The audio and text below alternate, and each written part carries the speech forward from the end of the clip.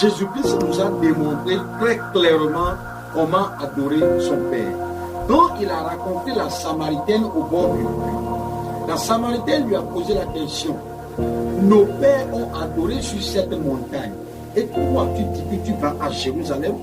Jésus-Christ lui a donné la réponse en disant: l'heure vient, elle est déjà arrivée, où on ne va plus adorer ni sur cette montagne, ni à Jérusalem. Mais les vrais adorateurs adoreront en esprit et en vérité. Donc Jésus-Christ nous démontre comment adorer Dieu et où l'adorer exactement. C'est en esprit, le lieu, et dans la vérité.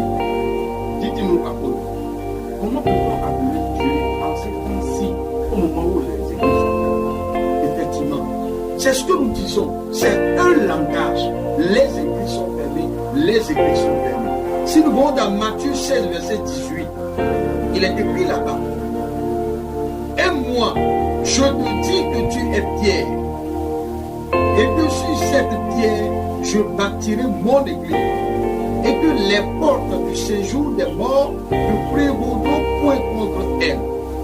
Ici, on parle de l'église. L'église, c'est une construction faite par Dieu lui-même sur un roc. Amen. Et Dieu dit que les portes du séjour des morts ne prévaudront point contre l'église. Mais si Dieu donne cette limite-là, ou bien cette puissance à l'église, que les portes du séjour des morts ne peuvent jamais, ça veut dire que personne ne peut fermer quoi? L'église. C'est une construction faite par la main de Dieu. C'est quoi alors l'église? C'est quoi l'église? Nous allons voir la réponse dans 1 Corinthiens 3, verset 16 à 17. Ne savez-vous pas que vous êtes le temple de Dieu et que l'Esprit de Dieu habite en vous? Celui qui est sauvé est le temple de Dieu, et l'Esprit de Dieu habite en celui-là. Donc le temple de Dieu, c'est le lieu d'habitation de Dieu. C'est ce que les gens appellent communément quoi? L'église. Or, le temple, si nous prenons le nom comme ça, nous disons que c'est une construction. Mais pour Dieu, c'est lui-même qui a construit celui-là en qui il a l'Esprit de Dieu. Si quelqu'un détruit le temple de Dieu, Dieu le détruira, car le temple de Dieu est saint, et c'est ce que vous êtes.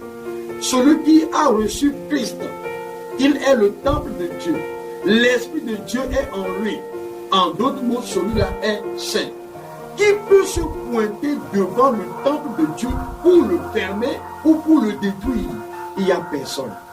Donc ce que nous voyons aujourd'hui, nous disons que les églises sont fermées. C'est un langage. Mais en réalité, c'est le bâtiment qui est fermé. C'est le lieu de rassemblement qui est fermé. Mais l'église n'est pas fermée et personne ne peut la fermer. Elle est toujours ouverte. Celui qui croit en Jésus-Christ est l'église de Dieu. L'Esprit de Dieu est en lui. Jésus reviendra bientôt pour chercher ses églises, c'est-à-dire ceux qui sont saints, pour jouir la gloire de Dieu dans son royaume. Soyez tous bénis. Amen.